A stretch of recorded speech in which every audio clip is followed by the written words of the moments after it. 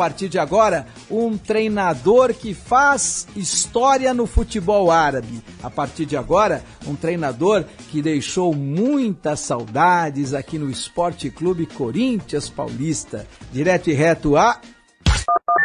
Na ponta da linha. Se pelo lado direito do campo, arrancou com Sornosa, cruzou para Wagner, bateu, gol!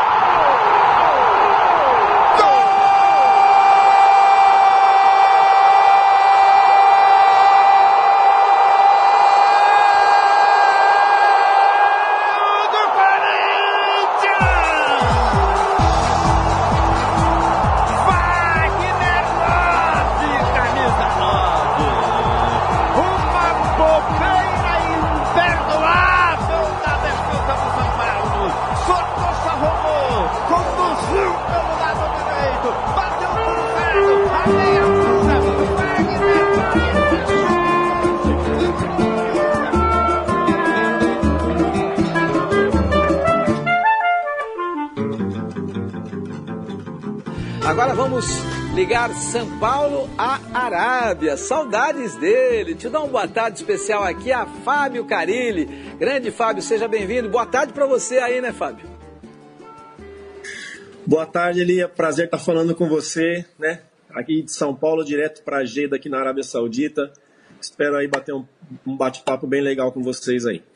Pois é, eu estava querendo entender um pouco, a tua vida é uma vida muito interessante, né, Fábio? Porque eu estou me lembrando lá do assistente técnico Fábio Carilli, numa pizzaria na 1900 aqui em São Paulo, cheio de sonhos, cheio de ideia, mas você já era aquele cara que tinha uma determinação em cima do modelo que você gostaria, da sua ideia de trabalho. De lá para cá, o que o Carilli evoluiu ou o que o Carilli manteve? Elia, foi um aprendizado muito grande ali, né? Foram 8 anos como auxiliar e uma trajetória como auxiliar assim, muito vitoriosa, não só no Corinthians, como também em 1 ano e meio que eu fiquei no Barueri como auxiliar, a gente conseguiu o acesso para a Série A do Brasileiro ali em 2008, junto com o Corinthians.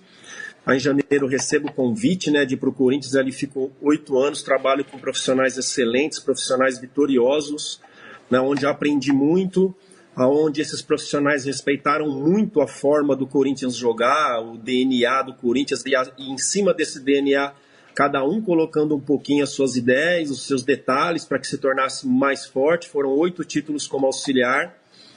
Quando eu assumo ali, simplesmente dei continuidade em cima daquilo que eu aprendi, né?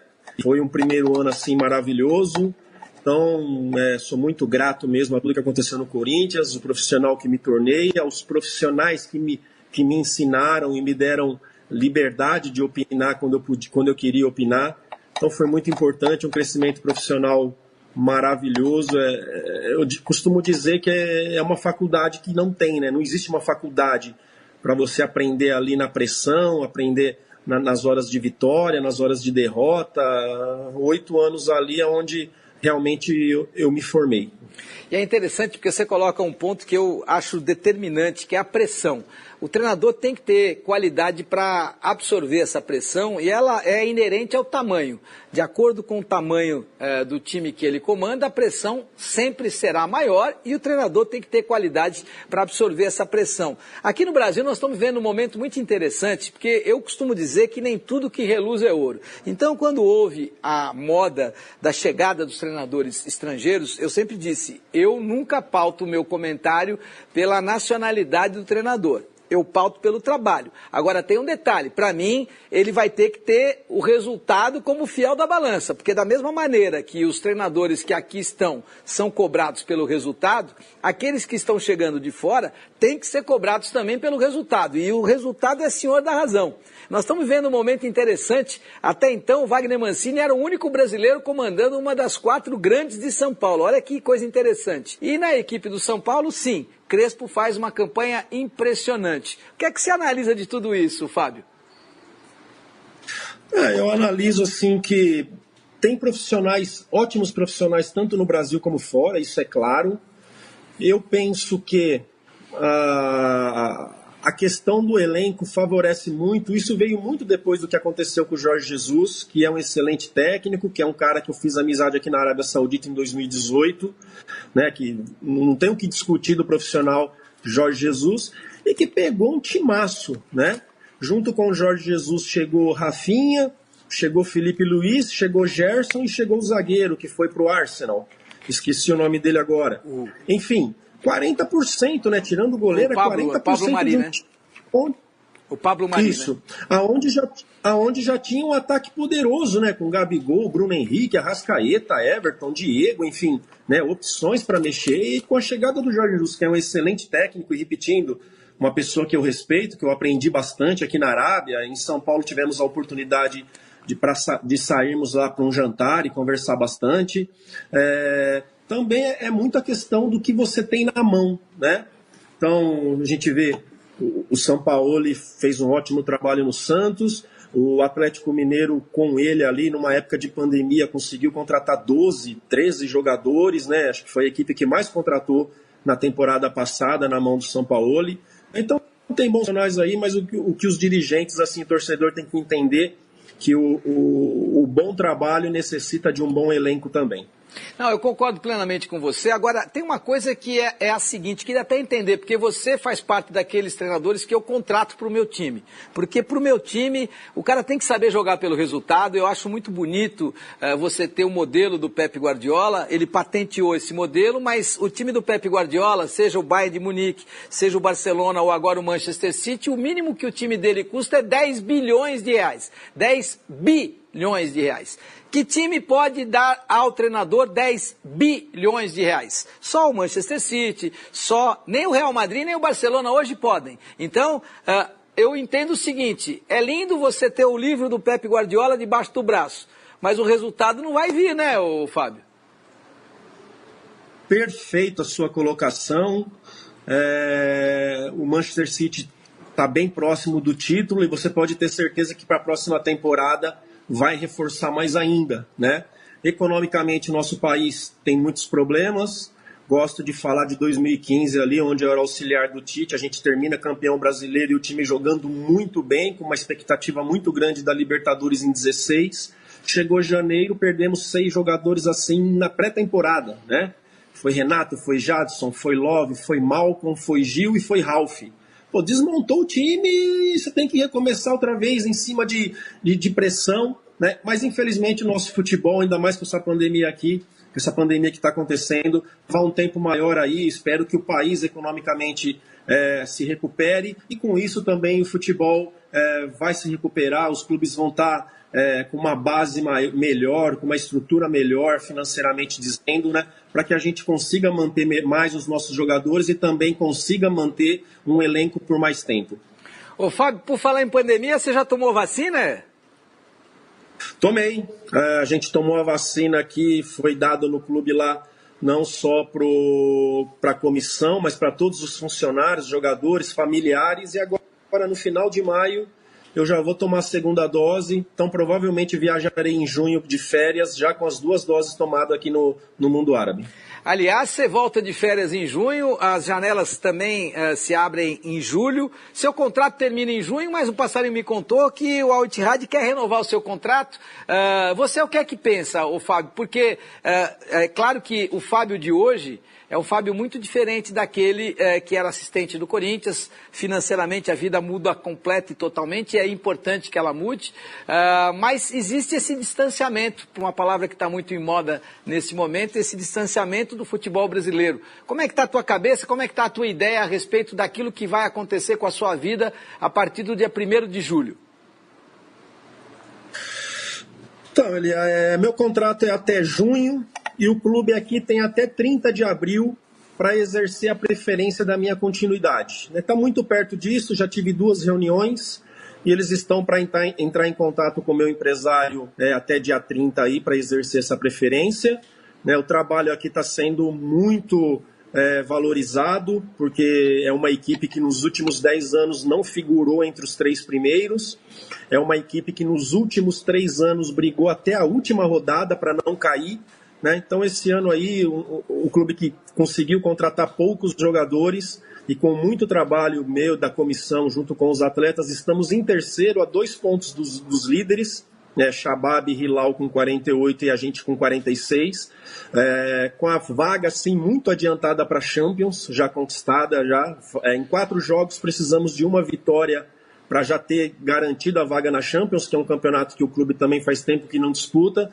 Então, assim, já há muito tempo o clube já vem se manifestando para a minha continuidade. Essa semana fizemos 2 reuniões e acredito que até dia 30 agora de abril, né, faltam 4 dias aí, eles vão entrar em contato com o meu empresário para exercer essa preferência que está em contrato. Se caso isso não acontecer, a partir do 1º de maio, eu estou liberado para negociar com quem eu quiser, né? E provavelmente, se isso acontecer, do Ittihad não exercer essa preferência, a possibilidade é muito grande de eu continuar aqui pelo mundo árabe mesmo.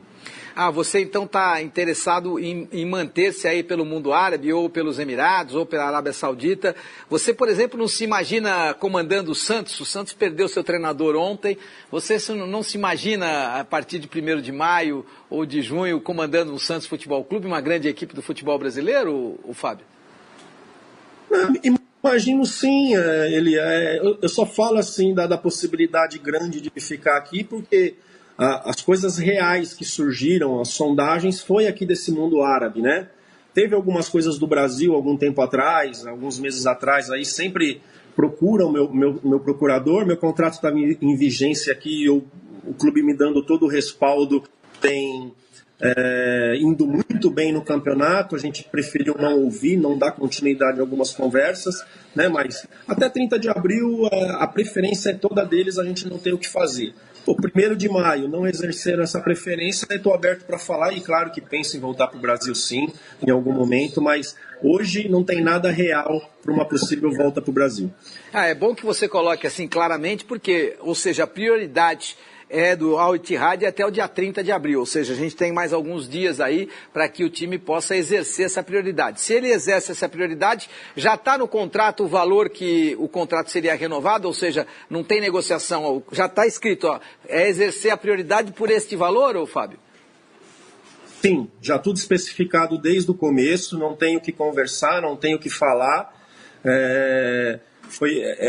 Eu fiz um contrato de 1 ano e 5 meses quando eu cheguei aqui, né? Cheguei em fevereiro de 20 até junho. A única coisa aí que eles querem mudar é essa questão de ser mais 1 ano e 5 meses. Aí meu contrato terminaria em novembro de 22, bem na metade da temporada, e isso não é bom, né? Então é algo que eles querem discutir aí, se a gente faz 1 ano até o meio do ano, ou 2 anos até o meio de 23, que é quando acaba o mandato do presidente do clube que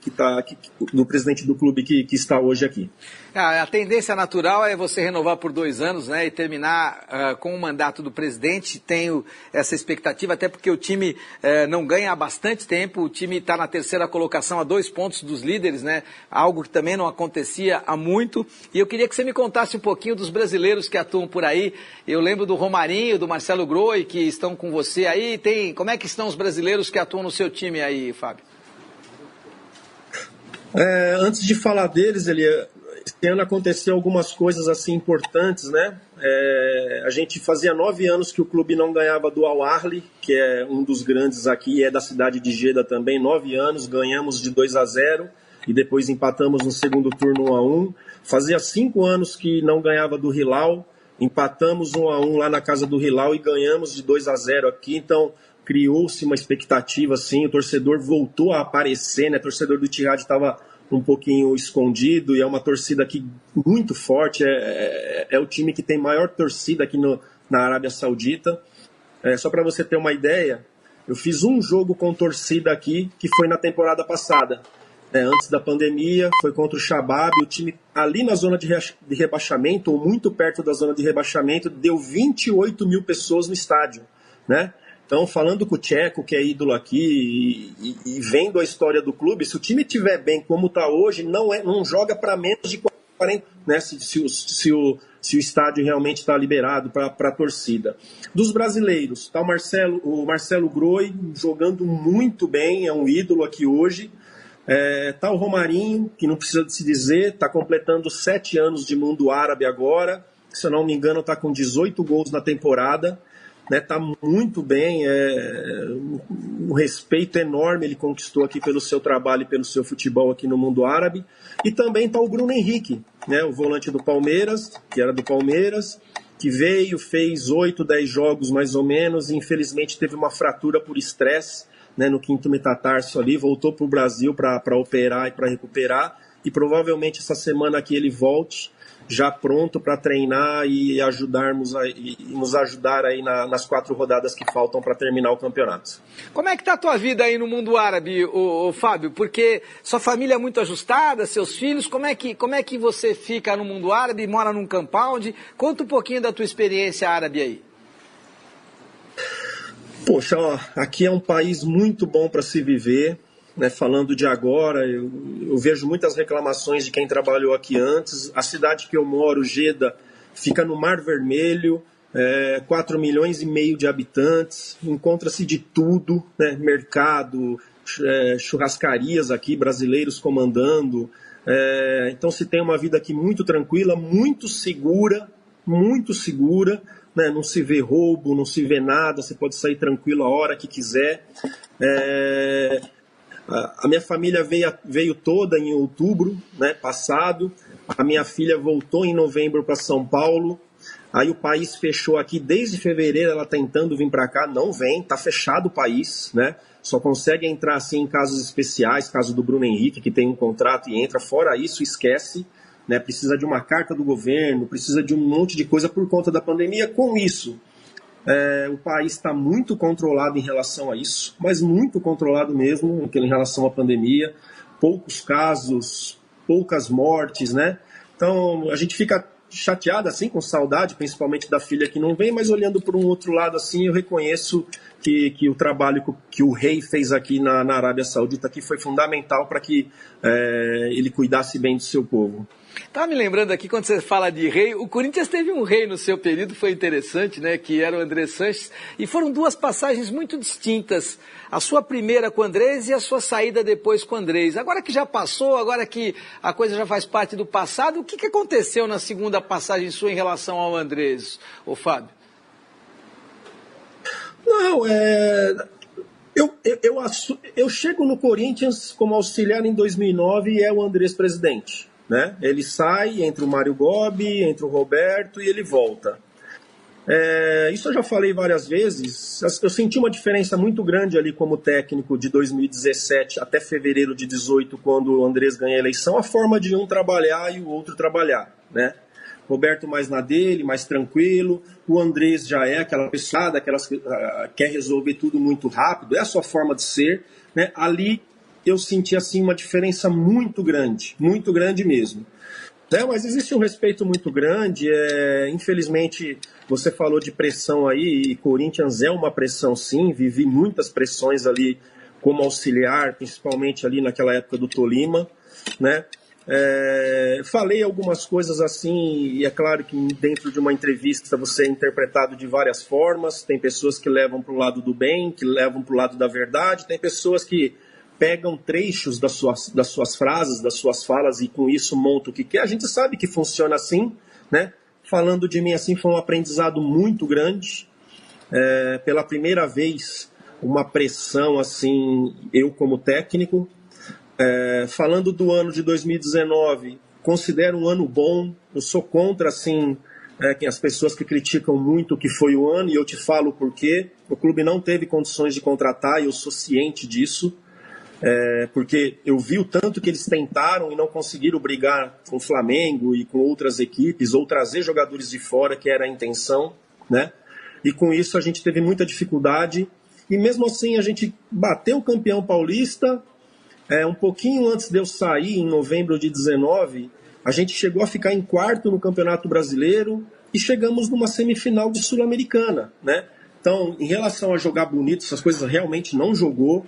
O melhor time que jogou, que eu gostei, não foi nem o de 17, sim o de 18, onde a gente teve controle do jogo, jogou com Jadson e Rodriguinho como falso 9. Né? O time ali, para mim, foi o que mais jogou bonito, foi o de 18, até mais do que o 17. Né? Mas é isso, e teve muita dificuldade, mas mesmo assim, em relação a resultados, eu considero que foi um ano bom. E perdemos a Copa do Brasil para o Flamengo, que era o Bambambam, né? Jogando bem no Maracanã. Perdemos lá o jogo de 1-0 ali, mas eles já tinham feito 1-0 em casa também, assim a gente ficou fora da Copa do Brasil. E só repetindo, né? Não foi excelente? Não, longe disso. Mas também não digo que foi um ano ruim, não. E todos estamos muito felizes. Fazia tempo que a gente não conversava, fico feliz em ouvi-lo, vê-lo bem, ver que a família está bem, que você está bem aí, que tem uma possibilidade real de ficar pelo menos mais 2 anos, mas o futebol precisa de profissionais que entendam que o resultado é determinante, ninguém vai escapar dele, e você é um deles. Grande abraço, viu, Fábio? Muito obrigado. Muito obrigado pela oportunidade, muito bom falar com você aí, pessoal da Band, e tá me devendo, hein? Quero uma pizza Travelar que faz tempo que você não paga para mim.